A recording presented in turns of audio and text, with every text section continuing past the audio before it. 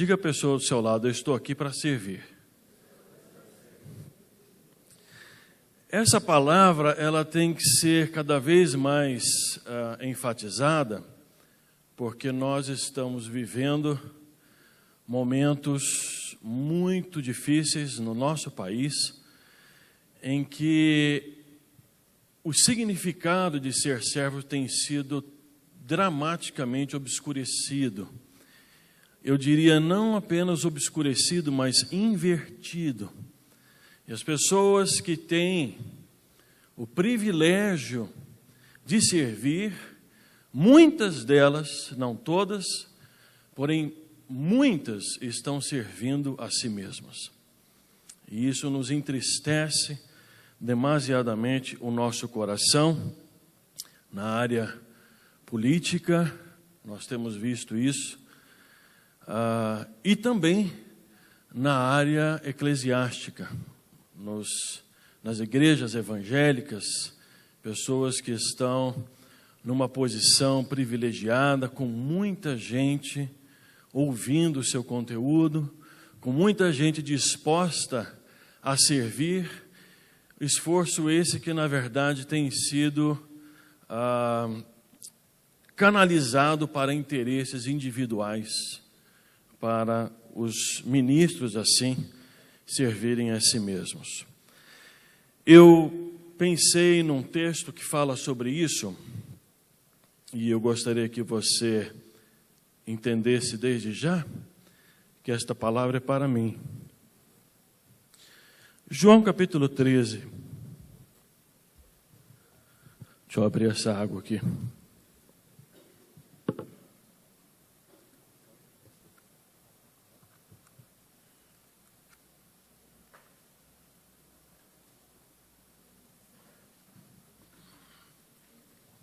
Toda vez que o pregador comentar sobre um texto,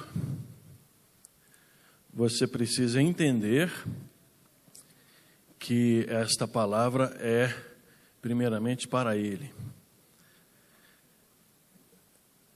E neste caso, esta palavra se aplica muito a mim também.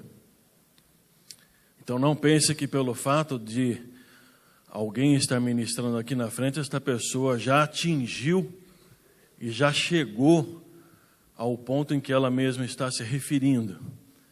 E é isso que nos impulsiona a pregar, porque somos o alvo primeiro e principal daquilo que estamos falando. João capítulo 13, eu vou ler até o verso 20. Ora, antes da festa da Páscoa, sabendo Jesus que era chegada a sua hora de passar deste mundo para o Pai, tendo amado os que estavam no mundo, amou-os até o fim. Durante a ceia, tendo já o diabo posto no coração de Judas Iscariotes, filho de Simão, que traísse a Jesus, sabendo este que o Pai tudo confiara às suas mãos, e que ele viera de Deus e voltava para Deus, levantou-se da ceia, tirou a vestimenta de cima e, tomando uma toalha, cingiu-se com ela.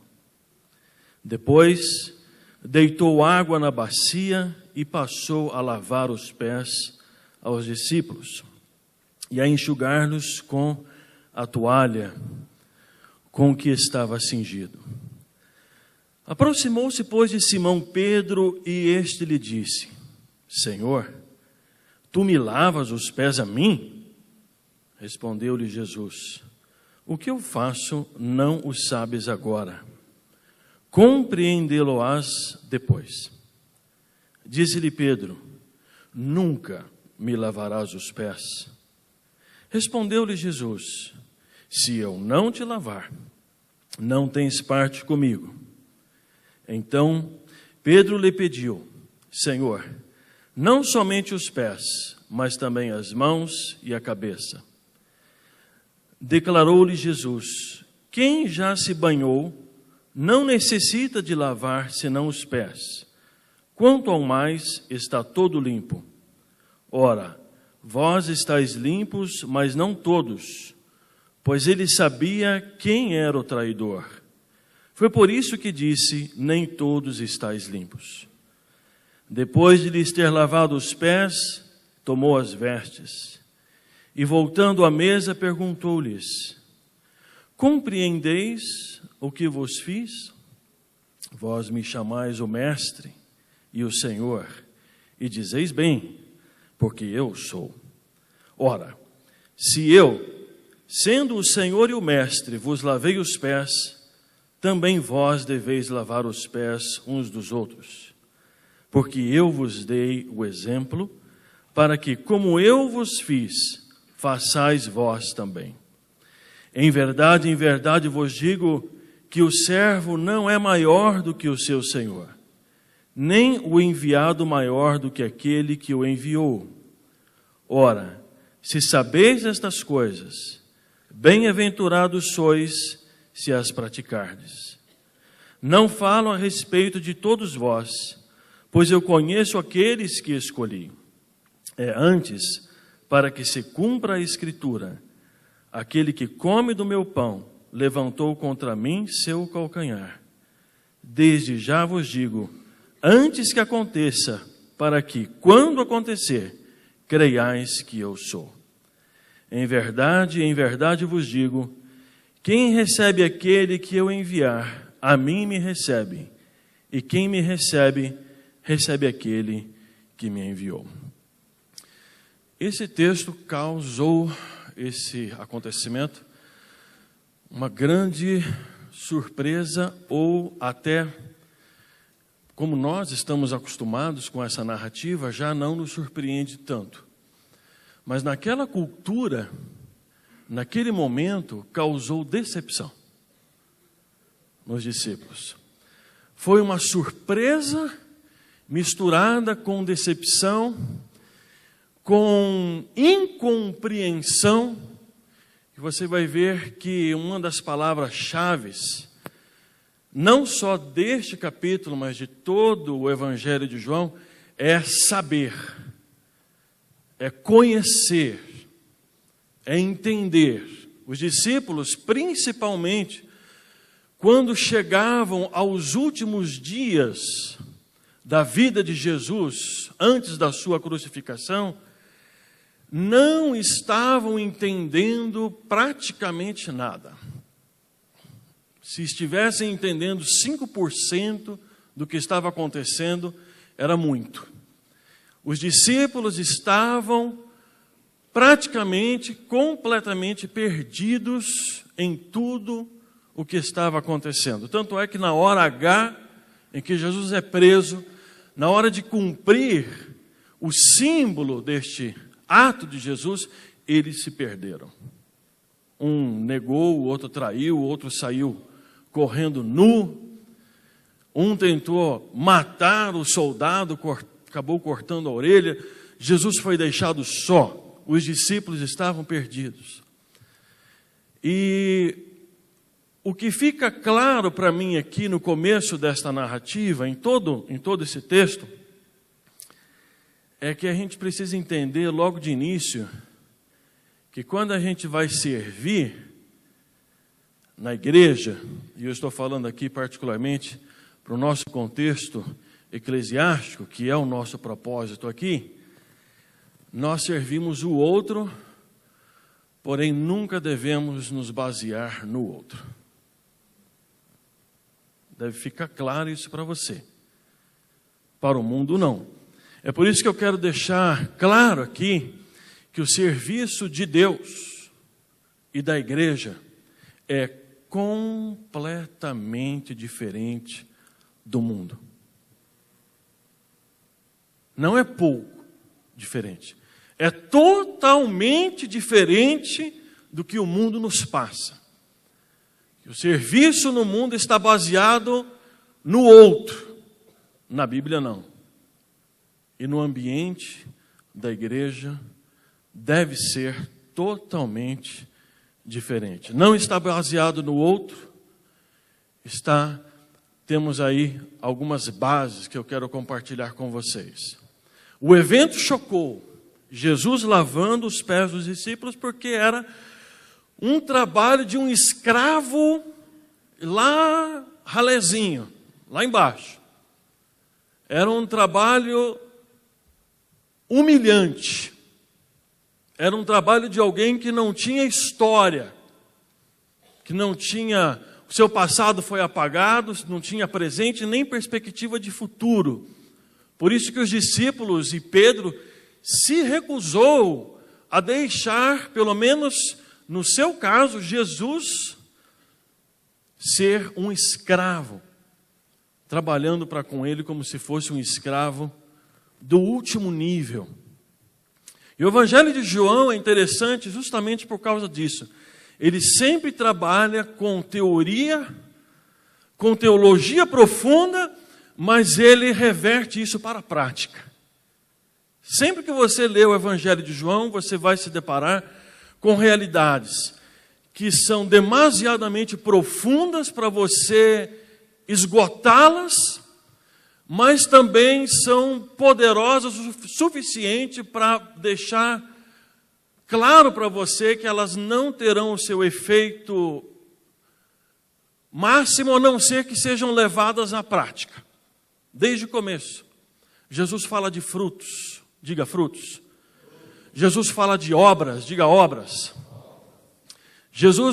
Então, este evangelho está trabalhando esta realidade. Nós temos então o fato: Jesus lavou os pés aos discípulos. Esse é o fato. Jesus serviu os discípulos. Agora eu queria apresentar para vocês as bases para que isso possa acontecer. Quais são as colunas para o serviço cristão? Você pode dizer: eu quero servir a Deus na igreja, eu quero servir ao Senhor no meu trabalho, e muita coisa que se aplica à sua família, ao seu trabalho, eu quero servir. Onde estão os pilares para eu me apoiar? Que linda esta atitude de Jesus, de lavar os pés aos discípulos. No que ele se baseou? Foi algo esplêndido, pela sua humildade, pela sua abnegação, pela sua entrega. Mas afinal, como ele conseguiu servir até este nível? Como ele foi tão bem sucedido na sua vida como servo? E eu quero dizer para você que o texto mostra que nós também devemos agir assim. A Bíblia não está apenas dizendo como Jesus fez, mas ela também, e o evangelista João deixa entrever aqui, ele dá uma abertura, quando Jesus diz: eu vos dei o exemplo. Assim como eu vos fiz, vocês também devem fazer uns com os outros. Há algumas igrejas que têm essa prática mensal, assim como tem a ceia do Senhor. Há igrejas que têm a prática do lava-pés. Faça uma coluna, uma fila, um lado do templo, com as irmãs, do outro lado os irmãos, tiram os sapatos e pessoas ficam com uma bacia e alguns elementos lavando os pés das pessoas. Não quero aqui discutir esta prática, mas eu quero dizer que isto, sem desmerecer esta prática, é fácil. É fácil. E eu diria que é mais difícil para quem tem os pés lavados do que aquele que está lavando os pés. É mais difícil. Você não acha? É mais difícil. Mas essa prática, na minha maneira de entender, que eu vejo aqui, ela não é tão difícil e tão complicada. É tirar os sapatos, estar numa fila, alguém já está ali com a água, alguns elementos para lavar, e tudo bem. Agora, servir, como Jesus está ensinando, servir, como esse texto está apresentando, aí é um desafio. Isso sim, é um grande desafio. Essas igrejas, entendo, fazem isto como um símbolo da sua disponibilidade e do seu compromisso em servir. Quais são as bases para este serviço? O texto diz, sabendo. Diga, sabendo. Você vai ver que ele repete muito isso. Sabendo. O que eu preciso saber? Em primeiro lugar, a primeira base é que você precisa saber quem você é. Pergunta para a pessoa que está ao seu lado, quem é você?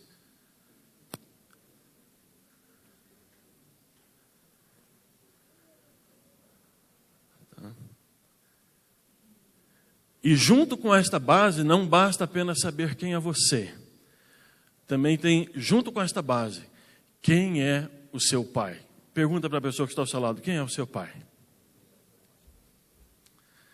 Esta base, ela é um binômio.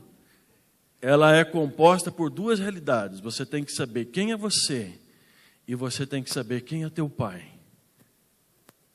Quem é o teu Deus. Aí você vai conseguir servir. A base, como já disse, não está em saber quem é o outro. Não. A base não é essa.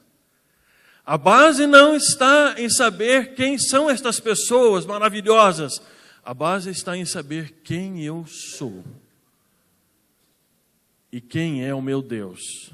Quem é o meu Pai. Se você olhar o Evangelho de João, capítulo 1 diz, no princípio era o Verbo, e o Verbo estava com Deus. Veja, ele sempre está tratando isso. Ao mesmo tempo que ele fala quem é o Verbo, ele fala quem é o Pai dele.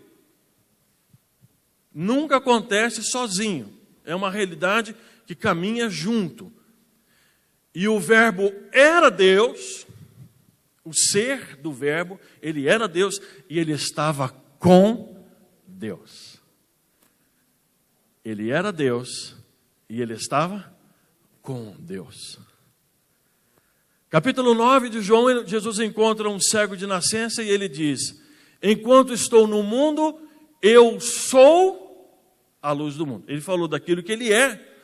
E logo depois ele diz, convém que façamos a obra do Pai enquanto é dia. Veja, ele tem uma atitude na qual ele se identifica como luz do mundo, seu ser, e logo evoca o nome do Pai. Capítulo 15, Jesus diz, eu sou a videira verdadeira e meu Pai é o lavrador. O Evangelho de João sempre caminha essas duas realidades. Eu sou e o Pai é em mim. Capítulo 17, mesma coisa. Ele fala do amor dele pelos discípulos, que todos sejam um, assim como nós somos um. A igreja, ela é composta de pessoas maravilhosas que Deus tem trazido. Eu digo maravilhosas, não com pessoas perfeitas, pessoas dignas. Eu digo maravilhosas porque é uma obra maravilhosa Deus ter te trazido até aqui. Amém? É melhor que você esteja aqui do que em qualquer outro lugar neste mundo. Mas uma coisa que a gente precisa entender é que nós temos pessoas que são muito diferentes, pessoas que tiveram uma criação diferente, que tiveram experiências diferentes. E se você for servir essas pessoas se baseando nelas, você vai se perder. Você não vai conseguir. A igreja é composta de pessoas que precisam de reforço. Às vezes você tem pessoas que servem, que tocam, que cantam, e que fazem isso de uma maneira que não precisa de um reforço, não precisa de um elogio. Mas às vezes você precisa dar um reforço. Que bom que você fez isso, está bem feito, legal. Porque a pessoa sente essa carência. Talvez você olhe alguém trabalhando e você pode dizer assim, nossa, mas essa pessoa se glorifica demais. Esta pessoa aparece muito, a risada dela é mais alta do que todo mundo. De repente, esta pessoa precisa ser abraçada. Ela precisa ser amada. E precisa ser mantida desta maneira, porque ela tem uma verdadeira carência. Nós somos salvos, a maioria de nós eu creio que somos salvos, mas a nossa vida começa lá no útero da mamãe. Aquilo que nós somos hoje começa lá. E muita gente foi indesejada, muita gente foi espancada no útero, muita gente foi, assim, ouviu coisas e sentiu coisas, experiência intrauterina que marcou. Às vezes, e na maioria dos casos, isso nem sobe à consciência, é uma realidade inconsciente. Então eu preciso entender quem eu sou para que eu consiga servir estas pessoas. Eu não posso julgar ninguém a partir de mim, dos meus valores, porque as pessoas têm experiências diferentes. Talvez até elas tenham alguns... Às vezes nós temos princípios semelhantes, nós temos uma doutrina, nós temos princípios éticos semelhantes, talvez até idênticos, mas a maneira de sentir esses princípios é diferente. Os princípios são iguais, às vezes até idênticos, só que o valor emocional, psicológico que se atribui a esses princípios, para um pesa mais o primeiro, para outro pesa muito mais o terceiro princípio, para o outro pesa muito mais o quinto princípio. Portanto, precisamos saber quem nós somos. E aí você pode, se você souber quem você pode até mesmo se ajoelhar e lavar os pés de uma outra pessoa, porque isso não vai te afetar em nada. Aquela pessoa que diz assim, eu não posso fazer esse tipo de serviço na igreja, ela está confundindo as coisas. Ela está confundindo, que geralmente o mundo faz assim, ela está confundindo função, execução de uma tarefa e o ser desta pessoa. Não se pode confundir isso. O apóstolo Pedro disse, Pedro disse a Jesus, tu nunca vais lavar os meus pés. Sabe por quê? Porque ele cometeu o equívoco de pensar que Jesus estava se submetendo a ele. Ele achou que Jesus estava se inferiorizando, estava deixando de ser quem ele era para poder servir o apóstolo Pedro. Ele errou aí. Não, Jesus não estava deixando de ser, mesmo porque Jesus disse, vós me chamais Senhor e Mestre, e eu sou. Ele reafirmou a posição dele. De fato, eu sou Senhor e Mestre. E na qualidade de Senhor e Mestre, sendo Senhor e Mestre, sem deixar de ser o vosso líder, sem deixar de ser o vosso mentor, eu vos lavo os pés. Então não pode haver essa confusão, que no mundo, aí fora, na sociedade, é muito comum isso. Valorizar uma pessoa, colocar um determinado valor na pessoa, de acordo com a função que ela exerce. Isso deve estar bem claro. Se você tem consciência de quem você é, você pode fazer qualquer tipo de serviço. Principalmente na igreja. Porque às vezes você tem alguém atendendo a porta na igreja, está lá o porteiro da igreja. E pode ser o maior empresário da cidade e você não sabe. Pode ser. Às vezes você tem alguém que é o vice-presidente da igreja. Pode ser o vice-presidente da igreja e é um carpinteiro, um pedreiro.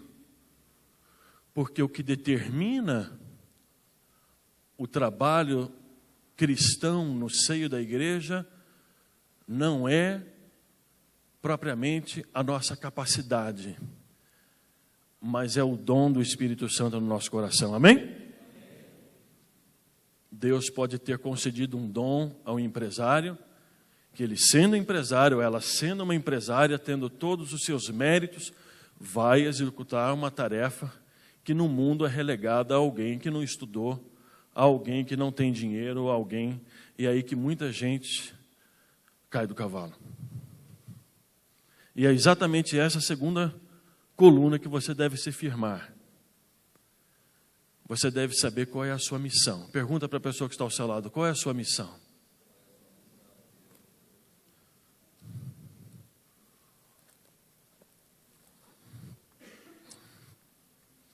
Jesus disse, o texto está dizendo, sabendo Jesus que o Pai tudo lhe havia confiado, sabendo Jesus que esta missão de redimir o mundo e de morrer pelos discípulos, inclusive por aquele que o traiu, era o cumprimento de uma vocação, diga vocação. Ele se ajoelhou e lavou os pés dos discípulos. Nós conseguimos servir na igreja quando estamos cientes da nossa vocação. Foi para isso que Deus me chamou. Será que eu estou realizando uma missão que corresponde àquilo que Deus me vocacionou para isso? Quando Deus vocaciona alguém para uma determinada missão, Ele capacita esta pessoa com dons espirituais. Amém? E de maneira nenhuma o crente pode tentar entrar numa área que não é dele. Ele deve permanecer naquela função que Deus o colocou. Não existe ministério especial na igreja. No mundo existe. Não existe ministério importante ou mais importante na igreja. Existe ministério específico. Diga, ministério específico. Muita gente comete o erro de pensar, e eu falo aqui para mim mesmo, que o pastor tem o ministério mais especial na vida da igreja. Equívoco. O pastor tem um ministério assim como a irmã que passa o aspirador de pó aqui, como os irmãos que limpam, como as pessoas que recepcionam aqueles que chegam, como aqueles que lavam os banheiros. A única coisa é que, por função do exercício do seu ministério, o pastor está aqui na frente, óbvio. E não apenas isso, ele vai dar a direção para a igreja, porque se ele não der, quem vai dar? Se o pastor não expuser a palavra, se ele não der o comando de direção para a igreja, quem mais o fará? Mas quando ele o faz não porque é mais especial do que qualquer outro ministério, mas porque ele está cumprindo o seu ministério, para o qual Deus o chamou. E muitas igrejas sofrem com isso, de pessoas que não entendem qual é o seu lugar no corpo de Cristo. Não conseguem entender. Então, isso deve ficar claro. João Batista, por exemplo, que foi um servo espetacular. No desempenho do seu ministério, ele foi ganhando fama, ele foi ganhando notariedade, a ponto de alguém chegar e uma multidão chegar e dizer assim, ó, você é o Cristo, hein? Você não é o Cristo? Você não é o Messias? Imediatamente ele disse, o quê? Eu não sou. Isso deve ficar claro para a gente. Entender o que nós não somos e o que nós somos. Amém? E o texto diz, primeiro capítulo de João, e ele repetiu, eu não sou o Cristo. Eu sou uma voz que clama no deserto. E ele diz, existe o noivo, que no caso é Jesus. E existe o amigo do noivo que vai gritando na frente, vai alvoroçando o pessoal, mas reportando todo mundo para o noivo. Eu sou esse aí.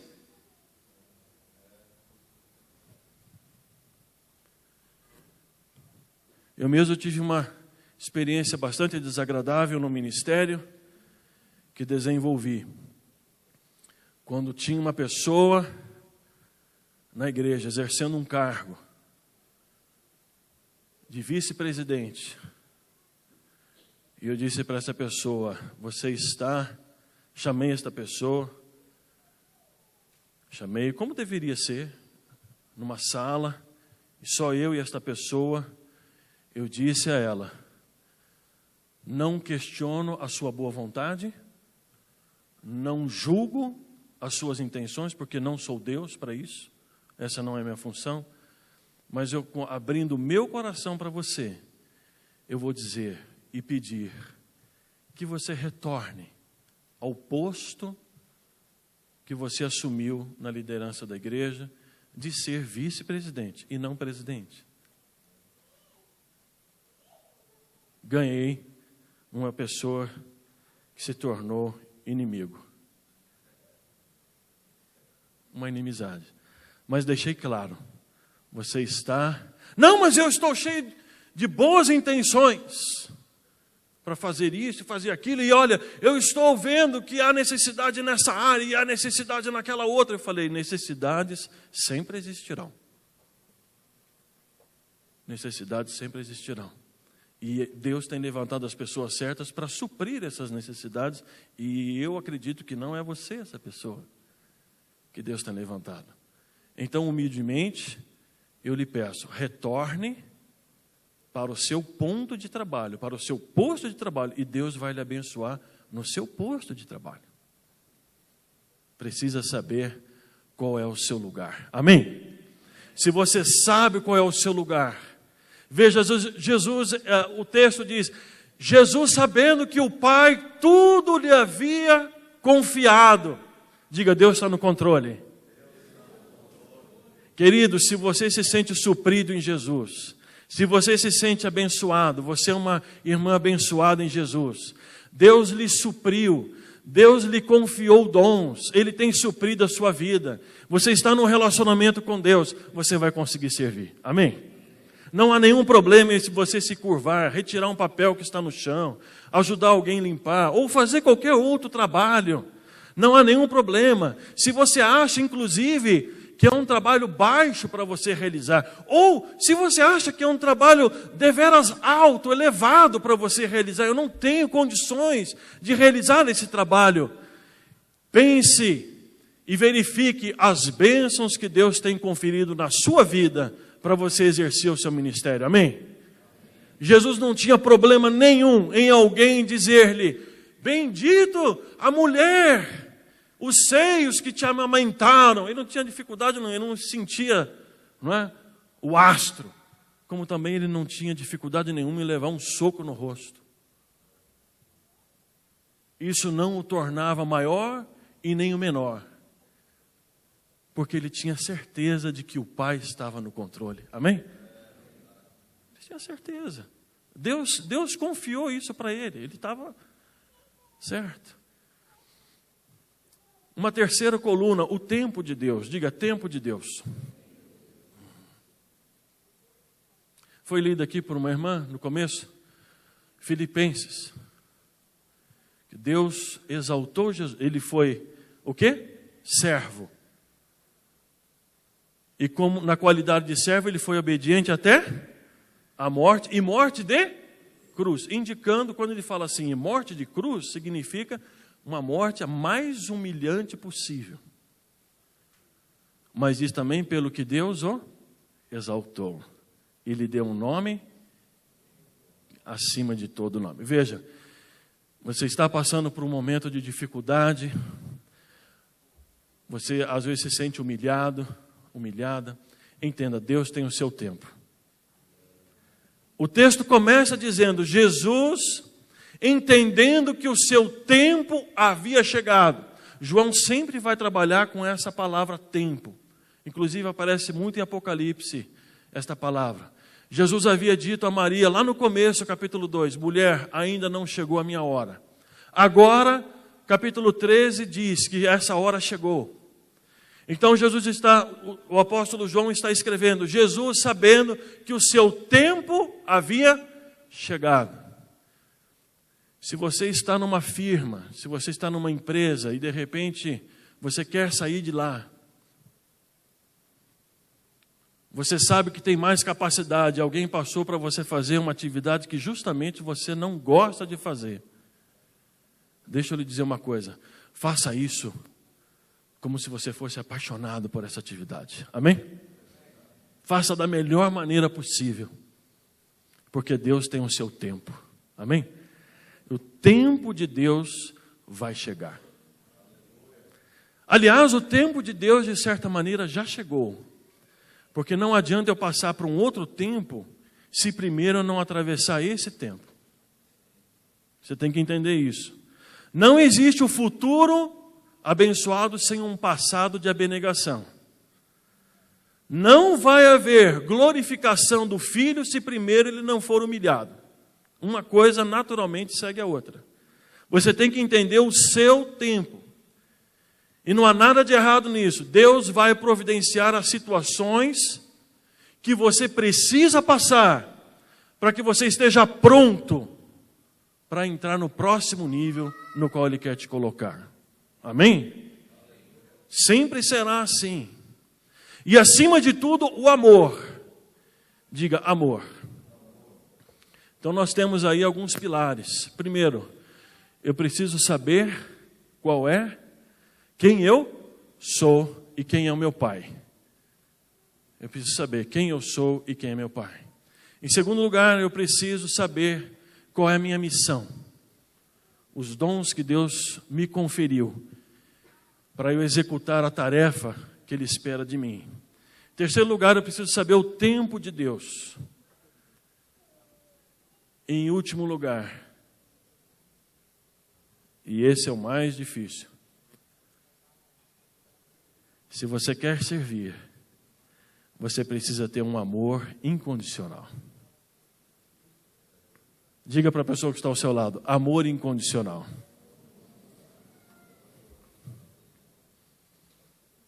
Se você quiser servir, você tem que amar incondicionalmente. E aqui, a coisa pega. Quando o texto começa dizendo, Jesus sabendo que o Pai tudo lhe confiara nas suas mãos, tendo amado os seus discípulos, amou-os até o fim.